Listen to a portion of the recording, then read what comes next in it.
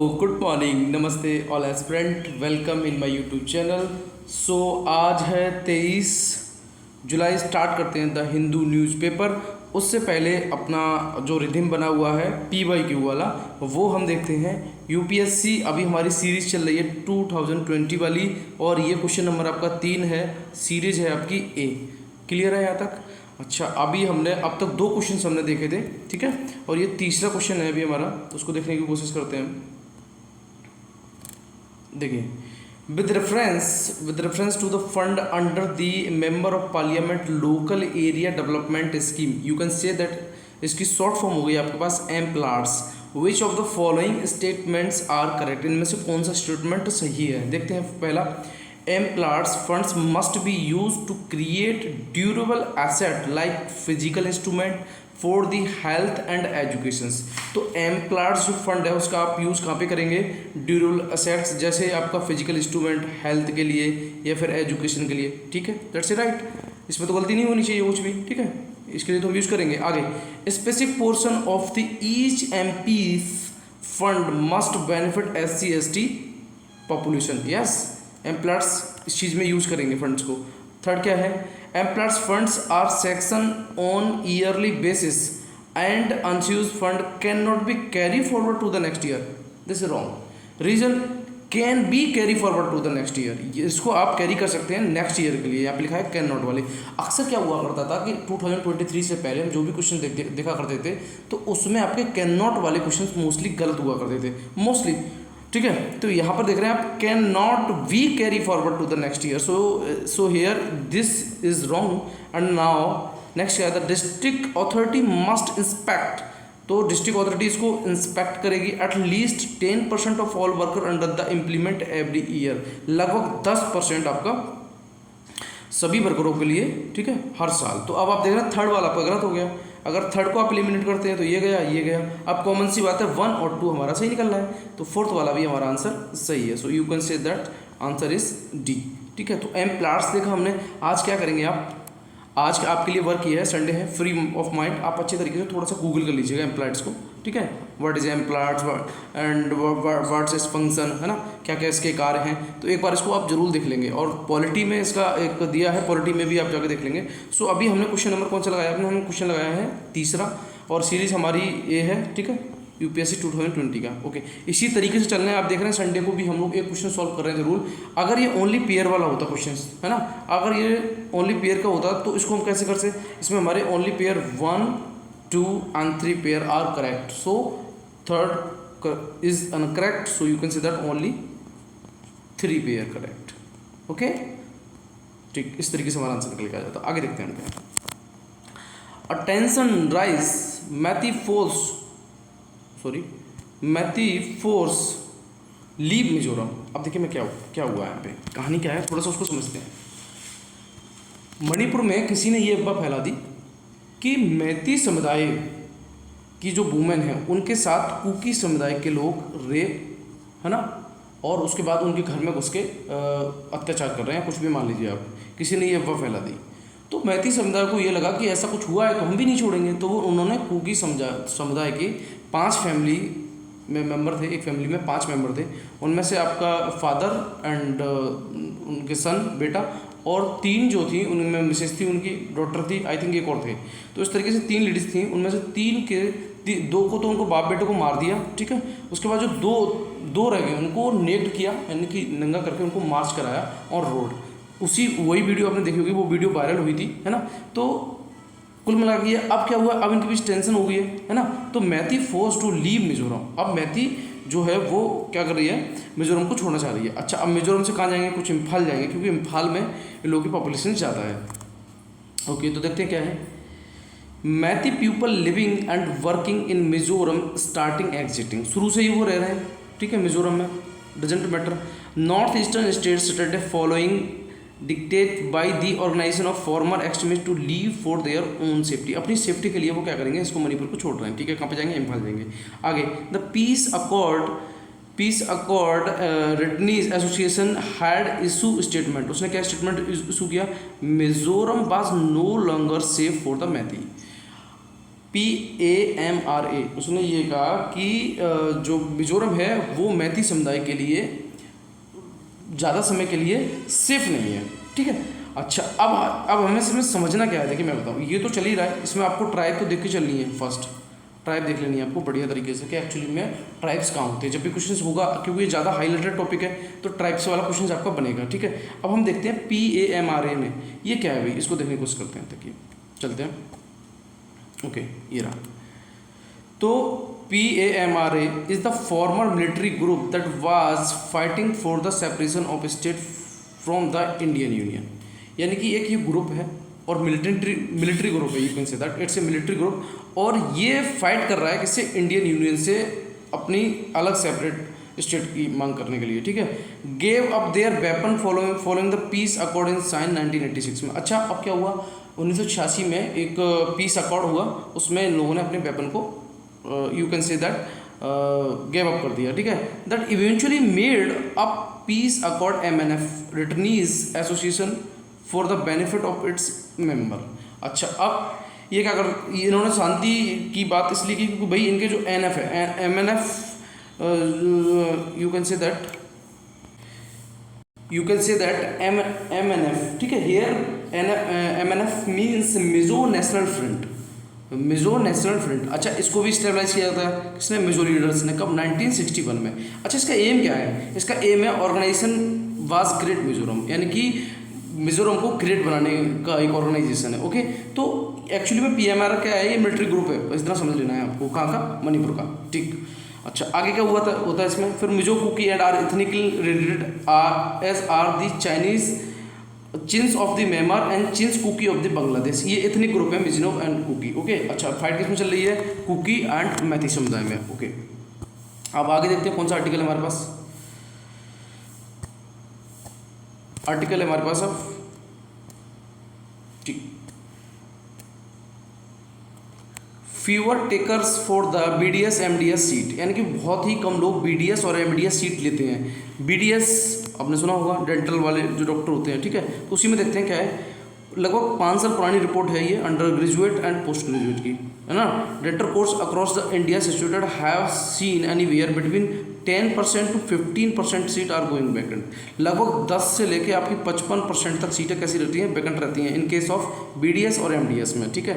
BDS is a smaller part of the dentist and smaller part of the dentist, you can say that BDS and larger part of the dentist is a MDS, okay. So now अब एक data दिया है आपका। अच्छा, उसके बाद क्या है, इसमें थोड़ा सा देख लेते हैं, वैकेंट सीट कहाँ रहती है, महाराष्ट्र में, कर्नाटका में एंड पंजाब में। पहले तो आपको ये 3 स्टेट समझ लेनी है, हालांकि ये अपना ज़्यादा रिलेटिव नहीं है, बट आप इसको एक करंट इशू के हिसाब से देख सकते हैं कि एक्चुअली में ये सीटें क्यों कम ले रहे हैं BDS और MDS वाली, उसकी तरफ से एक डेटा देखते हैं। डेटा है आपका the dental council of India, यानी कि DCI, इसके अकॉर्डिंग क्या है, 2016 और 17 में से लेके 2022 तक लगभग 1,89,420 bachelor degree BDS seat offer की गई थी, 1,89,420, ओके। लगभग उसमें से 36,585 खाली रह गई। अब आप समझ रहे हैं ना कितना बड़ा डाटा है, लगभग 1,89,420 जो सीटें अलॉट की गई और उनमें से लगभग 36,585 सीट आपकी वैकेंट रह गई। इसी तरीके से 2017-18 से लेकर 22-23 का डेटा है, जिसमें अब ये MDS का देखते हैं, लगभग 38,487 ये master degree of surgery MDS, you can say that it's a full form of the MDS। लगभग इसमें से 5,000 सीट कैसी रही आपकी वैकेंट रह गई। तो आप देख रहे हैं चाहे BDS हो चाहे MDS हो, लगभग 1,89,420 सीटें आपकी दी गई BDS में, और उनमें से 36,585 सीट आपकी वैकेंट रह गई, ठीक है। उसी तरीके से हम MDS में देखा हमने 34,487 सीटें ऑफर की गई, बट इसमें से 5,000 सीटें हमारी कैसी रह गई, वैकेंट रह गई। अच्छा, हेल्थ मिनिस्ट्री का कहती है, health ministry of family welfare the number of seat for the dental education between, लगभग कब से 2014 से लेके आपका 2023 तक ये डिक्लाइन हुआ है, इंक्रीज हुआ है, ठीक है।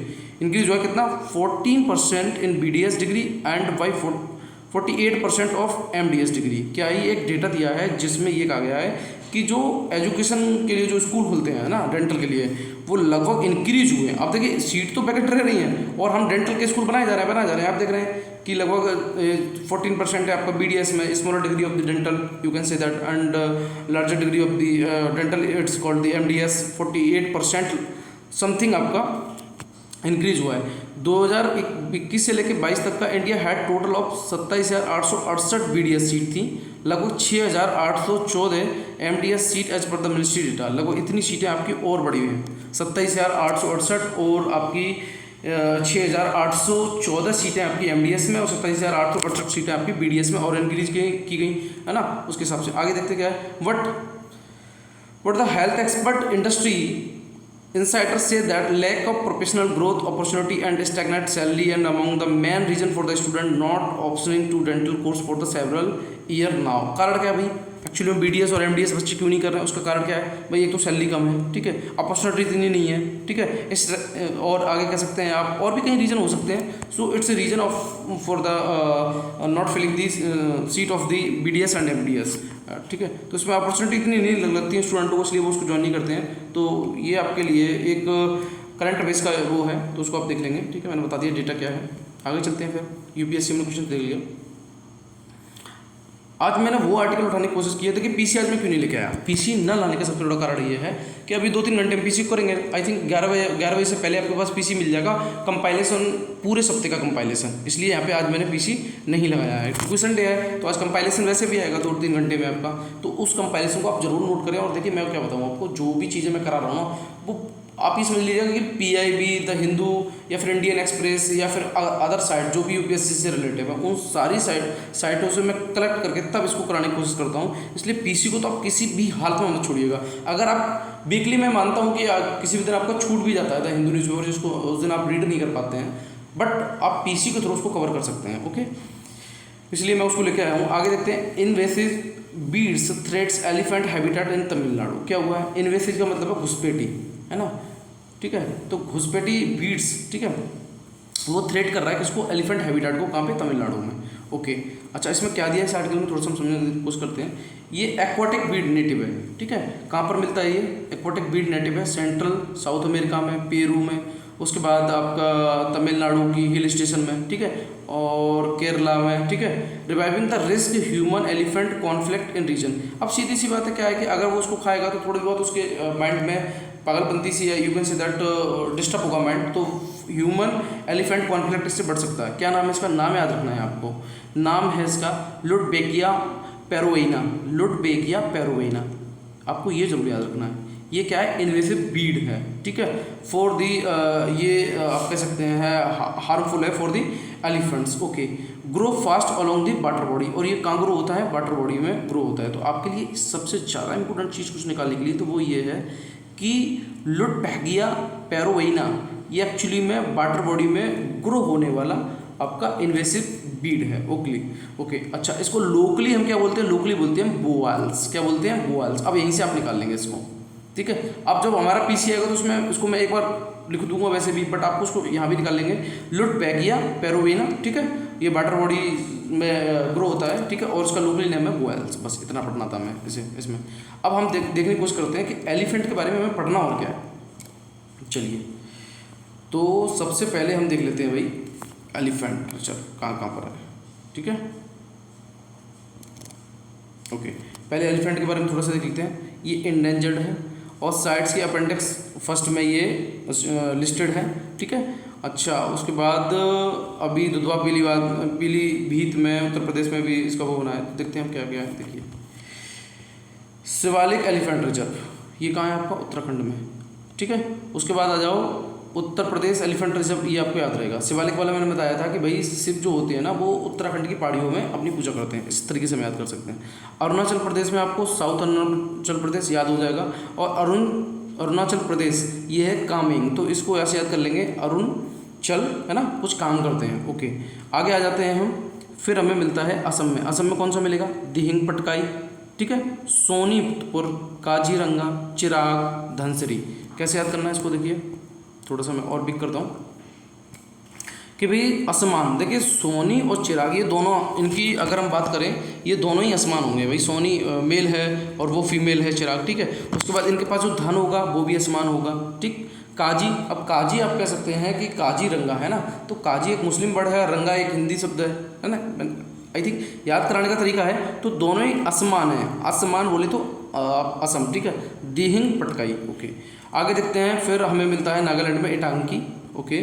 आगे फिर हम चलते हैं वेस्ट बंगाल में हमें मिलता है मयूर झरना और ईस्टर्न द्वार, ये हमें मिलेगा वेस्ट बंगाल में। ओके, सिंह भूमि एलिफेंट रिजर्व, ये हमें मिलेगा झारखंड में। आगे चलते हैं फिर हम तमिलनाडु में कौन सा मिलता है, अभी मैंने कराया भी था, ये 5वां मैं करा चुका हूँ, अब देख लेना एक और जाके। श्रीविल्लीपुत्तूर, कोयम्बटूर, अन्नामलाई एंड नीलगिरी। ओके, अच्छा उसके बाद रायला एलिफेंट रिजर्व आपको आंध्र प्रदेश में मिल जाएगा। फिर हम बात करते हैं उड़ीसा की, उड़ीसा में आपको मयूरभंज और मयूर झरना कहाँ था, वेस्ट बंगाल में। उसके बाद आपका महानदी, संबलपुर, बैतरनी, साउथ उड़ीसा। उसके बाद कर्नाटका में आपका मैसूर। ओके, आगे चलते हैं फिर आप केरला में आपको मिलेगा अन्नायमुडी, पेरियार, वायनाड, नीलगिरी। क्लियर है यहाँ तक? ठीक। अच्छा अब हम देखते हैं और हमें एक और मिल जाएगा, वो है हमारा सिंह भूमि एलिफेंट रिजर्व, ये कहाँ मिल जाएगा हमें, झारखंड में। क्लियर। तो अब एलिफेंट रिजर्व देखिए, मैंने कई बार आपको बताया कि क्या होता है कि अब यूपीएससी इस टाइप के क्वेश्चन नहीं पूछ रहा है ना, कि कहाँ पर क्या है। कभी कभी यूपीएससी ना बहुत शॉर्ट कर दे रहा है क्वेश्चन को शॉर्ट कैसे कर रहा है उसको थोड़ा सा हम समझने की कोशिश करते हैं। क्वेश्चन को वैसे शॉर्ट कर रहा है, आपसे पूछ लेगा where is elephant reserve present और नॉट। ठीक है, तो जैसे आपको दे दिया राजस्थान, इसको मैंने अपनी कम्युनिटी पे भी शेयर किया है इस मैप को, तो राजस्थान में नहीं है, गुजरात में भी नहीं है, जम्मू कश्मीर में भी नहीं है, पंजाब में भी नहीं है, हिमाचल प्रदेश में भी नहीं है। ठीक है, इस तरीके से आप देख रहे हैं, तो ये कहाँ नहीं है, एक बार वो लोकेशन हमें जरूर देखनी है। महाराष्ट्र में भी नहीं है। ठीक है, क्या एलिफेंट रिजर्व एमपी में देख रहे हैं आपको, ये है क्या, नहीं है। तो आप क्या करेंगे, एक लिस्ट बना लेंगे और उस लिस्ट में ये जरूर लिख लेंगे कि एलिफेंट रिजर्व कहाँ नहीं है। बहुत सिंपल सी बात, कक्षा 1, 2, 3 वाली बात है ना। कक्षा मेरा कहने का मतलब ये कि आपको इतना पता करना है कहाँ है या नहीं है। तो पहले आप जम्मू एंड कश्मीर है ना, इस तरीके से लिख लेंगे, नॉट। ठीक है, उसके बाद आपका Rajasthan not, Gujarat not, Maharashtra not, MP not. Clear cut है यहाँ तक? तो ये आपको जरूर देखना है। उसके बाद ये नॉर्थन जो स्टेट है वो कौन कौन सी है जहाँ पर नहीं है, तो इसको आप एक लिस्ट बना लेंगे कि यहाँ पे एलिफेंट रिजर्व नहीं है, क्योंकि क्वेश्चन जब बनेगा ना तो उस तरीके से, या फिर आप नई वाली बना लीजिएगा या फिर यस वाली बना लीजिएगा, दोनों में से एक लिस्ट अपने पास रखिएगा। कारण क्या है, अगर आपको यस वाली बात पता है तो आप ना वाली का टिक लगा देंगे, और नई वाली पता है तो यस वाली का लगा देंगे। क्लियर है यहाँ तक? तो ये वाला आपका सॉल्व हो जाएगा। आगे चलते हैं हम, फिर हम एक क्वेश्चन देखते हैं। ठीक है, क्वेश्चन के थ्रू थोड़ा सा हम और डीपली जाएंगे इसमें। Assam has the highest number of elephant reserve, Karnataka has highest number of elephant reserve, the European Union has been monitoring illegal killing of elephant MIKE program most significant in all, India has more than 40 elephant reserve. अब देखिए question क्या होता है, जब भी data base question होता है तो मोस्टली गलत होता है, यू कैन सी दैट। तो डेटा आपको यही मिल रहा है। ठीक है, तो फोर्थ वाला अगर आप एलिमिनेट कर देंगे ना तो कॉमन सी बात है, आपका आंसर निकलेगा आ जाएगा फर्स्ट। क्लियर है, कुछ करना नहीं था इसमें। एलिमिनेट टेक्निक का यही फायदा था 2023 से पहले, आगे नहीं मैं कह सकता कि क्या होगा, है ना। अभी तो पैटर्न चेंज किया है यूपीएससी ने, तो देखने की कोशिश करते हैं इसका क्या डिस्क्रिप्शन दिया है, उसको थोड़ा सा देखते हैं। क्लियर हो गया हुआ यहाँ तक आपको? अब देखिए, आप इस क्वेश्चन से आपको एक चीज़ समझ में आ गई कि असम के पास highest number of elephant reserve, तो ईआर जो है ना वो सबसे ज़्यादा किसके पास है, असम के पास। क्लियर है, ओके। कर्नाटका के पास क्या है, उसके पास हाईएस्ट नंबर ऑफ एलिफेंट है, उसके पास सिर्फ एलिफेंट है। ठीक है, कंफ्यूज नहीं होना है इन क्वेश्चनों में, आपको बिल्कुल भी कंफ्यूज नहीं होना है कि what is this what is this. Assam की अगर मैं बात कर रहा हूँ ना, असम, तो असम में एलिफेंट रिजर्व सबसे ज़्यादा है, इतना समझना है आपको। उसके बाद कर्नाटका में क्या है, आपके एलिफेंट ज़्यादा है, बस। तो ये दोनों तो सही हैं आपकी। अच्छा, ये अब माइक हमें पढ़ना है, माइक के बारे में भी हम पढ़ लेंगे। ठीक है, देखते हैं। फिर देखिए, Tamil Nadu and Assam have the highest number of 5 followed by the Kerala and Orissa. तो सबसे पहले आपको याद रखना है कि एलिफेंट रिजर्व आपको कहाँ मिलना है, सबसे पहले तमिलनाडु, उसके बाद आपको केरला, उसके बाद आपको केरला से पहले तमिलनाडु, तमिलनाडु, उसके बाद असम, फिर उसके बाद आपका केरला और उसके बाद उड़िया। ठीक है, अब देख रहे हैं आप, अगर आपके पास असम नहीं होता और तमिलनाडु ऑप्शन होता और यहाँ पे आपको लगता कि दोनों ही तमिलनाडु है ना, नहीं कर्नाटका है, हाँ, तो आप इसको ये ध्यान रखेंगे कि चाहे वो तमिलनाडु हो चाहे वो असम हो, इनकी दोनों की बात एक ही है। ठीक है, Karnataka has highest number of elephant followed by the Assam and Kerala. तो आपको सबसे पहले तो ER लिख लेना है, ठीक है, और E लिख लेना है। इन दोनों में डिफरेंस कर लो पहले, थोड़ा सा मैं करके बताता हूँ। देखिए, पहले मैंने लिख लिया ER, ठीक है, तो ER में सबसे पहले मुझे तमिलनाडु मिला, डिफरेंस कर रहा हूँ मैं, यहाँ पे फिर असम मिला, फिर मुझे केरला मिला, फिर मुझे उड़ीसा मिला। ये तो एलिफेंट रिजर्व हो गए। अब E देख लेते हैं, कन्फ्यूजन नहीं होना है। ठीक है, ये हमें कर्नाटका में मिला, यानी एलिफेंट की संख्या, नंबर। ठीक है, फिर हमें क्या मिला, असम मिला, फिर उसके बाद हमें क्या मिला, अब यहाँ केरला लिख लेंगे, यानी कि केरला। क्लियर है यहाँ तक? ठीक, तो इन दोनों में आपको डिफरेंस जरूर समझ के चलना है। आगे चलते हैं। अब देखिए क्या है ना कि इस क्वेश्चन को अगर मैं वैसे करा देता तो बहुत डिफिकल्टी लगता, बट आप क्वेश्चन को थोड़ा लगा रहे हैं ना तो आपको इजीली फील हो रहा है इसमें। अब देखते हैं क्या है आगे। The monitoring the illegal killing of elephant यानी कि MIKE and international effort for the conservation of elephant Asia and Africa. कहाँ पर? एशिया एंड अफ्रीका में के लिए माइक चला गया। MIKE program begin south Asia 2003 की बात है, ठीक है, and mandate by the site COP resolution with the goal to provide information needed for the elephant range state for the make appropriate management and enforcement decision as well as to build institution capacity with range। तो कुल मिला के इसमें क्या है, मैं बताऊँ आपको, माइक प्रोग्राम में यही है कि भाई जो भी उनके आप कह सकते हैं अप्रोप्रिएट मैनेजमेंट है एलिफेंट के लिए, है ना, तो उन चीज़ों को आप बिल्ड करेंगे, है ना, तो वही है सारी चीज़ें। अच्छा आगे देखते हैं फिर क्या है। Monitoring the illegal killing of elephant and international effort for the conservation of elephant Asia and Africa, ये मैंने लगा दिया है ना। अच्छा ये वही लगा दिया मैंने, कुछ नहीं, सॉरी डबल हो गया मुझसे। आगे देखते हैं। अब माइक क्या है? माइक जो है इंडिया में कौन सी साइड है उनको थोड़ा सा देखने की कोशिश करते हैं। Very very important, very very most important you can say that. So elephant अगर हम लिया है ना तो एलिफेंट से और क्या क्या डीपली क्वेश्चन बन सकता है उसको भी हमने पूरा डिस्कस करने की कोशिश की यहाँ पे। चाहे हम आर्टिकल 2 या 3 या 4 संडे को करें डिस्कस, बट वो ऐसे करें कि जिसमें से हमारा एक, चाहे एलिफेंट हो चाहे टाइगर हो या कोई भी इन्वायरमेंटल आगे देखेंगे कल्चर वाला है, तो उसको हम इतना डीपली चले जाएं कि हमारा क्वेश्चन वहाँ से ऐसा ना हो कि हम ना कर पाएंगे ना। क्वेश्चन डेफिनेटली हमें आना चाहिए। तो देखते हैं चिरांग रिपू, ये कहाँ मिलेगा आपको? असम में। दांग पटकाई ये भी असम में, ठीक है। तो देखिए चिरांग मैंने थोड़ा सा यहाँ अपनी न्यूमोनिक बनाई थी याद करने के लिए, उसको भी देख लेंगे। चिरांग का ढंग, ठीक है, क्या है? असमान है, समान नहीं है, ठीक है। ईस्टर्न द्वार, तो ये तो बहुत सरल है, हमें कहाँ पता है? वेस्ट बंगाल में, बट हमें 10 माइक साइट याद दक्षिणी इंडिया की जो है।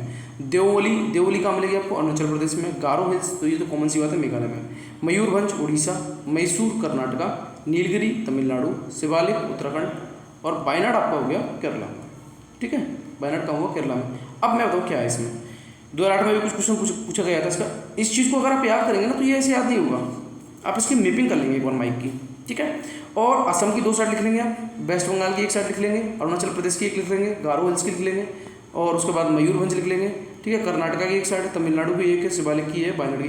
कुल मिला के इसमें ये है कि असम की 2 साइडें हैं, किसमें? माइक में। इतना ध्यान रखना है आपसे। हो सकता है क्वेश्चन ये पूछ लिया जाए कि Assam have a 2 side of the mic.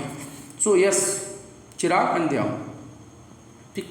तो यहाँ तक हो गया हमारा। अब देखिए ये हमारा यूपीएससी में आया हुआ क्वेश्चन है, बस मैंने क्या हुआ इसके ऑप्शन बदल दिया है, ठीक है। तो देखने की कोशिश करते हैं, बहुत सरल है। आई थिंक ये 2020 का क्वेश्चन है। तो the leader, UPSC 2020, the leader of elephant group is female. Yes, this is right.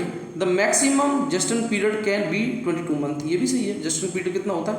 22 month होता है। An elephant can normally go on calving till the age of 40 year. अब यही गलत है। ओनली, देखिए ओनली लगा हुआ है, ओनली एक्सट्रीम बर्ड, है ना। तो हम पहले ही यूपीएससी जो भी बच्चे प्रिपरेशन किए हो तो उनको पता होगा कि भाई नॉर्मल ये है कि ओनली वाले क्वेश्चन मोस्टली गलत होते थे। तो तीसरा हमने निकाल दिया यहाँ पे।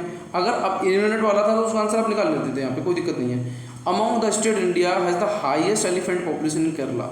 अब देखिए यही, अब अभी मैंने आपको बताया था, है ना। तो इसका आंसर आप मुझे ना क्या करेंगे, कमेंट बॉक्स में देंगे, वो भी किस फॉर्म में? Only pair 1, only pair 2, only pair 3, only pair 4, you can see that. So इसमें आप मुझे आंसर देंगे कमेंट बॉक्स में। और मैं आपसे पर डे एक नया क्वेश्चन पूछता हूँ, तो वो भी वीडियो देखते हैं ना।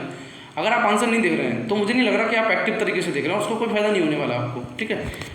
क्योंकि इस वीडियो को बनाने में मुझे पता है कि कितना एफर्ट लगाना पड़ रहा है। आपका कोई भी PYQ है या कोई भी आपका टॉपिक है जो बहुत ज़्यादा न्यूज़ में रहता है या इंपॉर्टेंट है ना, जिसके आने की पूरी चांस है, उसको मैं उठाने की पूरी कोशिश करता हूँ। तो आप इसका आंसर जरूर कमेंट बॉक्स में दें in the form of only pair 1 and 2। So now next, अभी देखिए एक और ट्रेजेडी हो गई मणिपुर। सो 18-year-old gang raped by the armed man in Manipur police book case. अब देखिए 18 साल की लड़की के साथ भी गैंग रेप हो गया और वो आर्म मैन था, है ना, उसने किया। तो ये सब चीज़ें चलती रहती हैं। आगे क्या है, चलती क्या रहती हैं कि एक्चुअली में मणिपुर में अभी जो हिंसा हो रही है ना, तो उसमें आपने देखा होगा कि जिस तरीके से बड़ी निंदनीय है। देखिए आरक्षण की लड़ाई में वुमेन को घसीटना कहाँ तक ठीक है, कहाँ तक सही है, मुझे नहीं लगता कि ये बहुत ज़्यादा, मतलब बहुत ही ज़्यादा ये निंदनीय कह सकते हैं आप काम है। ऐसा नहीं करना चाहिए किसी भी महिला के साथ, है ना। आगे देखते हैं। INS Kirpan decommissions from the Indian navy handed over the Vietnam as present. क्या हुआ, INS जो कृपान है उसने लगभग इंडिया में 32 साल तक काम किया, वही दिखा है इसमें। अब वो किसको सौंप दिया गया, वियतनाम को, बस इतनी सी बात है। तो INS Kirpan after 30 year Indian navy was handed over the camp and Vietnam. बस इतना समझना था, इसमें और कुछ नहीं है अभी पढ़ने के लिए। देखिए मैं कहना ज़्यादा वो चीज़ें मैं इकट्ठी नहीं कर रहा हूँ जो आपको बहुत ज़्यादा परेशान करें, हमें वो पढ़ना है जो आने के चांस हैं पूरे पूरे, ठीक है। आगे देखते हैं। अब देखिए very very important, very very most important topic of your UPSC syllabus and you can say that state BCS and you can say that your SSC exam. It's a very very important. So इसको बहुत अच्छी तरीके से explain करेंगे, चाहे हमारे 10-15 minute लग जाए, इसमें कोई दिक्कत नहीं है, ठीक है। आगे आर्टिकल्स जो कवर करने वाले हैं ना वो मैंने कवर कर लिया इसमें, ये लास्ट हमारा देखते हैं, और भी होगा देखते हैं। Captive breed vulture take wing in the forest expanse. जो कैप्टिव ब्रीड है vulture takes wing in the forest expanse, ठीक है। शुरू से देखते हैं क्या है, 2020 की बात है। लगभग 8 critical endangered oriented white backed captive breed vulture इनको रिलीज किया गया, ठीक है। Okay, wild for the first time in India में पहली बार लगभग 2020 में 8 critical endangered oriental white backed captive breed vulture को रिलीज किया गया वाइल्ड में, ठीक है। फ्रॉम द कहाँ से किया गया उसको देखते हैं। कंजर्वेशन ब्रीडिंग सेंटर इन पिंजौर हरियाणा से, और उसका पूरा नाम है जटायु कंजर्वेशन ब्रीडिंग सेंटर इन पिंजौर। ओके, आगे देखते हैं। उनमें से क्या हुआ था, 5 तो सर्वाइव कर पाए, ठीक है। कितने छोड़े थे हम, 8, and 2 have paired and successfully nested, और लगभग 2 ने सक्सेसफुली क्या कर लिया, नेस्टेड कर लिया। ओके, आगे देखते हैं फिर क्या हुआ, समझते रहना बात को, कहानी को। क्या है, there has been no report for the death due to veterinary non steroids anti inflammatory drugs, यानी कि NSAIDA की वजह से किसी की भी डेथ नहीं हुई, जो 8 को रिलीज किया गया था पिंजौर हरियाणा से, ठीक है। समझते रहना। अच्छा, अब क्या है, आपने एक नाम सुना होगा डाइक्लोफेनेक। पहले एक कहानी चला करती थी, कहानी ये थी भाई कि गिद्ध को अमेरिका ने कोई ऐसी गैस छोड़ी जिससे कि उन्होंने सारे गिद्ध को इकट्ठा कर लिया। Vulture you can say that गिद्ध, बट ऐसा नहीं था, उनको इकट्ठा नहीं किया था उन्होंने। हमने क्या किया था कि जो हमारी गाय भैंस या जो भी बीमार पड़ जाती थी तो उसमें हमने डाइक्लोफेनेक का यूज़ किया था, और जब वो मर जाती थी, बीमार पड़ती थी, तो हम उनको इंजेक्शन के रूप में उनमें यूज़ कर रहे थे। अब वो मर गई तो उनको कौन खाएगा, है ना, तो उनको तो वल्चर खाएगा। तो वल्चर जब उसको खाता था तो उससे उसकी क्या होती गई, डेथ होती गई, इसलिए वो मर गए, ठीक है। अच्छा, क्लियर है यहाँ तक। आगे चलते हैं फिर क्या हुआ। Nesting is a very important milestone and encouraging sign for the re induction program. चलिए ठीक है, ये तो कोई कुछ अपनी मतलब की बात नहीं हुई यहाँ पे। फिर देखते हैं आगे क्या है। After the release from the Pinjore 31 oriental white backed vulture were release in West Bengal 2021। अब देखिए 2020 में तो हमने 8 छोड़े, और 2021 में लगभग हमने कौन से ओरिएंटेड वाइट वैक्ड वल्चर, और वहाँ हमने कौन से छोड़े थे उसको देखते हैं। वहाँ भी ओरिएंटेड वाइट वैक्ड वल्चर वहाँ भी हमने छोड़े थे। तब हमने शुरू में 8 छोड़े, ठीक है, पिंजौर हरियाणा से, और फिर हमने वेस्ट बंगाल से छोड़े कितने, लगभग 31। अच्छा, अब क्या होता है कहानी, डाइक्लोफेनेक याद रखना आप, ठीक है। आगे क्या होता है, लगभग उसमें से 29 आज सर्वाइविंग, ये सर्वाइविंग कर रहे हैं 29, पर डेथ की भी कोई भी रिपोर्ट नहीं हमारे पास। 1993 की बात है। देयर वाज एन एस्टिमेट लगभग 40 मिलियन वल्चर इंडिया में। आप समझ रहे हैं ना, 1993 की रिपोर्ट ये है कि इंडिया में लगभग 40 मिलियन वल्चर थे। ये आपकी किसने रिपोर्ट दी है, ये दी है आपकी VNHS, ठीक है। VNHS you can say that Bombay natural history society, Bombay natural history society. अच्छा ठीक है, 40 मिलियन 1993 में। आगे क्या होता है, the population of 3 species oriental white backed, long billed and slender billed has decline by over 97% since the 1990, यानी कि 1990 से लगभग 97%। अब समझे 40 मिलियन के बाद डायरेक्ट आपको 97% का डिक्लाइन हो जाना।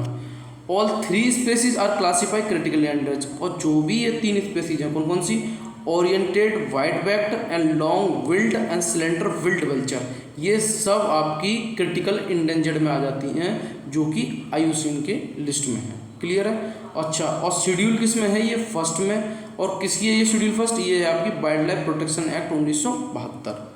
इसका मतलब क्या हुआ, शेड्यूल फर्स्ट का मतलब हुआ 1972 में अगर वो हैं, you can say that listed हैं, इसका मतलब हुआ meaning they enjoy the highest level of protection. इसका मतलब हुआ कि उनके पास हाईएस्ट लेवल का क्या है, प्रोटेक्शन है। आगे, the BNHS and royal society for the protection of word यानी कि RSPB। अब आपके लिए ये क्वेश्चन बनेगा VNHS plus RSPB, what is this, है ना। तो this is the relative to the vulture. इसने ये हैव बीन मैनेजिंग 4 जटायु, इसने 4 जटायु कंजर्वेशन सेंटर को, ब्रीडिंग सेंटर कहाँ पे है, 4 सेंटर को देख रहा है ये, ठीक है, मैनेज कर रहा है। कहाँ का, हरियाणा का, मध्य प्रदेश का। तो हरियाणा, मध्य प्रदेश, वेस्ट बंगाल और असम, इन केस जो वल्चर सेंटर है इनको मैनेजमेंट का काम बॉम्बे नेचुरल सोसाइटी, ठीक है, और उसके बाद आ जाएगा RSPB, यानी कि ये 2 सोसाइटी इसको देख रही हैं, आपको इतना समझना है, ठीक है। आगे चलते हैं, फिर क्या है, though this conservation breeding programme VNHS RSPB has bred more than 700 bird in captive in 2004 से, ठीक है। अच्छा आगे देखते हैं फिर क्या है हमारे पास। अच्छा, अब कुछ वल्चर देखिए भूटान में भी चले जाते हैं अपने, कुछ नेपाल में भी चले जाते हैं, बट वो वापस आ जाते हैं, है ना। तो ये आप कह सकते हैं रिटर्निंग वल्चर हैं। आगे क्या है, सॉफ्ट रिलीज सेंटर कहाँ खोले जाएंगे, तो BNHS has already started the construction of the soft release centre, कहाँ पे, मध्य प्रदेश में, असम में, राजस्थान में, और at the 3 tiger reserve in Maharashtra. तो आपको पहले तो इतना समझ लेना है कि सॉफ्ट रिलीज सेंटर जो है वो कहाँ खोले जाएंगे, वो आपका मध्य प्रदेश है, असम है, राजस्थान है, और टाइगर रिजर्व इन महाराष्ट्र। अच्छा, ये promote by the success already started, अच्छा ये स्टार्टेड हो चुके हैं, सॉरी नॉट खोले जाएंगे। आगे देखते हैं, अब vulture safe zone is area. अब आपके लिए क्वेश्चन और बनता है, वल्चर सेफ जोन एरिया कितना होता है, आपके लिए रेंज दे दी वहाँ पे 40,000 square kilometre, 50,000 square kilometre, 60,000 square kilometre. आपको याद रखना है 30,000 square kilometre, that is declare free from the drug diclofenac say that ICN, इसको बोला जाता है वल्चर सेफ जोन। तो वल्चर सेफ जोन जो होता है वो 30,000 स्क्वायर किलोमीटर की रेंज तक होता है, और इतने एरिया में आप डाइक्लोफेनेक यानी यू कैन से दैट अगर आपकी गाय भैंस अगर कुछ भी बीमार पड़ती है तो आप डाइक्लोफेनेक का यूज नहीं कर सकते, ठीक है। ये IUCN की गाइडलाइन है। आगे देखते हैं, ड्रग टेक्निकल एडवाइजरी बोर्ड यानी कि DTAB गवर्नमेंट बॉडी है, ठीक है। इसने had recently recommended a ban on the use, आप यूज नहीं कर सकते, sale, manufacturing of veterinary drug, कौन कौन से, एसिलोफेनॉक और कीटोप्रोफेन। अब देखिए डाइक्लोफेनेक तो बैन है, इस तो बैन है, but drug technical advisory board यानी कि DTAB ये भी 2 ड्रग्स को बैन कर रही है। कौन कौन से, उनको आपको अच्छी तरीके से देखना है, एसिलोफेनेक और कीटोप्रोफेन, याद रखना है।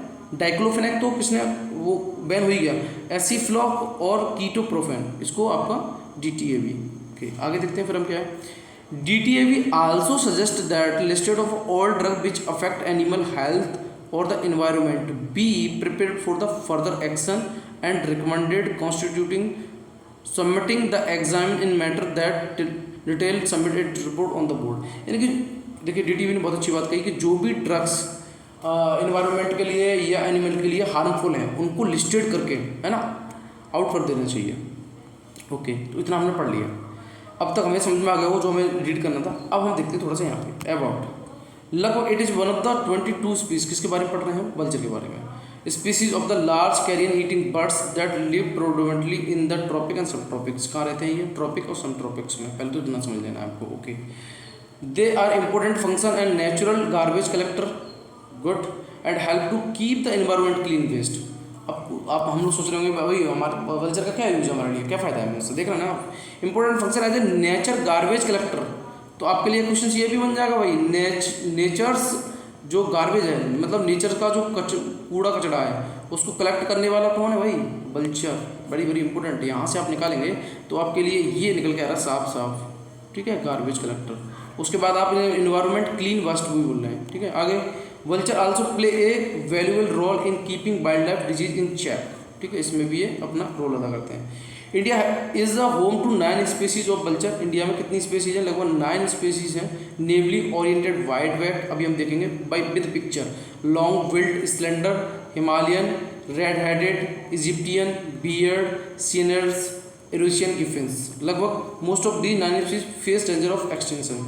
ये सब किसका विलुप्त होने की कगार पे हैं। आगे beard, long build, slender billed, oriented wide build our protection in the schedule wild life protection 1972। अभी हमने पढ़ा था कौन कौन से हैं, ठीक है। अब थोड़ा सा हम फिगर में देखने की कोशिश करते हैं। ये कुछ टेक्स्ट है जो आया हुआ था न्यूज में, वो लास्ट वाला मैंने यूज किया है, देखते हैं। वर्ड्स आई व्यूज क्या है, 9 रिकॉर्डेड स्पीसीज, ये हमने अभी पढ़ ली कौन कौन सी हैं, ठीक है। उनमें से 4 जो है ना वो आपकी क्रिटिकल इंडेंजर्ड है, जो आपको समझना है। एक आपकी इंडेंजर्ड है, 3 आपकी नियर थ्रेटेड है। तो आपकी कितनी हो गई, 9 हो गई। देखिए 4, 5 और 3 आपकी ये 8, सॉरी एक और है। अच्छा क्राइसिस क्या है, क्राइसिस हमें पता ही है, वो हमने अभी पढ़ा था, है ना। क्राइसिस क्या है, जो आपका डाइक्लोफेनेक के यूज की वजह से ऐसा कुछ हो रहा है, ठीक है। तो यहाँ पे कुछ ऐसा कुछ नहीं है, वहाँ पर क्लियर कर चुके हैं। The massive dip in the vulture population came into the limelight in 19 and 2004 cases of the क्रैसो स्टेबलाइज ऑफ द डाइक्लोफेनेक। अभी हमने पढ़ा था veterinary non steroid inflammatory drug, तो it's not important for us because we did already. So now question देखते हैं हम। Vulture which use to be very common in India countryside some year ago rarely seen now days, this attribute to 2012 का UPSC का question है। Very very simple question, if you are read, ठीक है। अगर आपने इसको एक बार रीड किया है तो डेफिनेटली आप इसको आंसर कर पाएंगे। The destruction of their nesting start for the new invasive species, क्या नई घुसपैठिया स्पीसीज आने से उनका डिस्ट्रक्शन हुआ, डिस्ट्रॉय हुए, यू कैन से द डेथ हुई, है ना, किसकी, वल्चर की? नहीं, ये तो नहीं होगा, ऐसा तो नहीं हुआ। और drug use by the cattle owner for the treating their disease, ठीक है। इसको देखते हैं अभी। Scarcity of the food available for them, मतलब उनके लिए खाने की कमी हो गई इसलिए उनकी डेथ हुई, नॉट। अब wide spread persistent and fatal disease among them, ऐसा भी नहीं था भाई, उनमें कोई बीमारी तो नहीं फैली थी। कारण क्या था, a drug used by the cattle owner for the treating their disease cattles, that's the reason for the extinction of the vulture, okay. अब हम देखते हैं यहाँ पे name of the vulture species, तो ओरिएंटेड वाइट बैक्ड वल्चर, इसको हम बोलते हैं जिप्सम बेंगियालियसिस, ये क्रिटिकल इंडेंजर्ड है। उसके बाद अब देख रहे हैं ये इस टाइप का होता है, ठीक है। ओरिएंटेड वाइट बैंड, इसकी देखिए वाइट बैंड सी आपको दिख रही होगी। सिलेंडर फिल्ड वल्चर, ये सिलेंडर टाइप का दिख रहे हैं आपकी, इसकी गर्दन थोड़ी सी अलग है, ठीक है। ये भी क्रिटिकल इंडेंजर्ड में है, इसको बोलता है जिप्सम टर्नियोलिसिस। आगे देखते हैं लॉन्ग विल्ड वल्चर, इसको बोला जाता है चिप्स इंडिकस, ये भी क्रिटिकल इंडेंजर है, ओके। आगे चलते हैं फिर इजिप्टियन वल्चर, यानी कि जिसको न्यूरोफोन्स प्रेनकोट्रस बोलते हैं, ये इंडेंजर्ड में आ जाएगा आपका, देखते रहे ना, इजिप्टियन पढ़ा था हमने। रेड हेडेड, अब इसका हेड कैसा है, रेड है, ठीक है, तो वो ही क्रिटिकल में आ जाएगा, क्रिटिकल इंडेंजर्ड में, ओके। आगे चलते हैं फिर हम इंडियन ग्रिफन वल्चर, यानी कि ये लीस्ट कंसर्न में आएगा आपका, किस में आएगा, लीस्ट कंसर्न, यानी कि यू कैन से दैट एल्फी। आगे चलते हैं फिर हिमालय ग्रिफन, ये आपको पड़ जाएगा नियर थ्रेटेड में, यानी कि एंटी में। और सिनोरस वल्चर, ये आपका ये भी एंटी में, ठीक है, ये इस टाइप का दिख रहा है ना, जाऊ से पेट से सब। आगे देखते हैं फिर हम, फिर मिलेगा हमें बियर्ड वल्चर लैमरेगिडियर, ये नियर थ्रेटेड में। तो आप देख रहे हैं एंटी में आपके 3 पड़ रहे हैं, है ना। लीस्ट कंसर्न में आपका 1 पड़ रहा है, क्रिटिकल इंडेंजर में आपके 4 पड़ रहे हैं, और 1 आपका इंडेंजर में पड़ रहा है, ओके। तो आप इसको मैप के थ्रू एक बार, मैप के थ्रू नहीं सॉरी, इस फिगर के थ्रू आप एक बार इसको देख लेंगे वल्चर को, तो वल्चर का टॉपिक आपका हो जाएगा क्लियर। तो आज हमारे लिए जो समय पढ़ने के लिए था वो अच्छी तरीके से हमें पढ़ना था। एलिफेंट देख लिया हमने, वल्चर देख लिया, वल्चर वाला आर्टिकल पढ़ लिया हमने अच्छे तरीके से, ठीक है। और देखिए संडे है इसलिए आज आर्टिकल एडिटोरियल नहीं आता है, तो ऐसा मैं ज़्यादा कुछ नहीं कराऊंगा। FAQ आप पढ़ लेंगे, जो FAQ पूछे जाते हैं इसमें, उसमें आप एक बार देख लेंगे, है ना। जो आपके लिए इम्पोर्टेंट है, यही हम लोग पढ़ चुके हैं कई बार, है ना। और इसके बेनिफिट्स भी और रिस्क भी हैं, और एक्चुअली में ये गेम चेंजर भी साबित हो रहा है, इसको हम देख लेंगे। ये क्वेश्चंस आपके संडे को आ जाते हैं, क्या भाई will G20 agree on the joint communique, और उसके बाद देखते हैं what has the done to get zero hunger, है ना। तो ये आपके जो भी वीकली पे पूछा जाता है, तो उसके आपके ये FAQ बन के आ जाते हैं, ठीक है। तो ऐसा इसमें कुछ ज़्यादा है नहीं, जो निकालने के लिए था वो हमने अपना प्रीलिम्स के लिए पढ़ लिया, ठीक है। अब क्या करना है आपको 2-3 घंटे का वेट करना है, PC अपना आ जाएगा, इसको आप कंप्लीट करिएगा, तब तक मैं PC लेके आऊँगा। PC बोले तो प्रीलिम्स करंट, वो भी आपका कंपाइलेशन ऑफ दी आपका हो जाएगा कितना, आई थिंक 1 वीक का होगा, ठीक है। उसको तो आपको देखना ही देखना है, जिसका छूट गया, कभी कभी ऐसा हो जाता है ना कि एक आध दिन हम थोड़ा लेजी हो जाते हैं तो नहीं देख पाते हैं, है ना। तो इसलिए मैं उसको लेके आता हूँ और कुछ भी चीज़ हमारी छूटे ना, वो भी हमारी रिदम में बनी हुई है। तो इसलिए पीसी अपना 10-11 बजे तक आई थिंक आ जाएगा, ठीक है। सो इस सेशन को हम यही एंड करते हैं और आपकी ड्यूटी ये है कि अभी आपको उसको देख लेना और वीडियो को प्लीज़ लाइक शेयर जरूर करें, और जो भी मैंने आपको बताया आपके कलीग जो भी तैयारी कर रहे हैं उनको जरूर इसको सेंड करें वीडियो को, ठीक है। और आई एम श्योर कि डेफिनेटली उनको फ़ायदा मिलेगा, है ना, क्योंकि मैं इसमें फ़िल्टर कंटेंट डालने की पूरी कोशिश कर रहा हूँ। जो भी फ़िल्टर कंटेंट है आपका और जो न्यूज़ में मुझे लगता है बहुत ज़्यादा इंपॉर्टेंट है, क्योंकि उसमें बहुत ज़्यादा एफर्ट लगता है बनाने में, ठीक है। तो इसलिए आप इसको वीडियो को like and share and subscribe जरूर करें। Okay, thank you so much.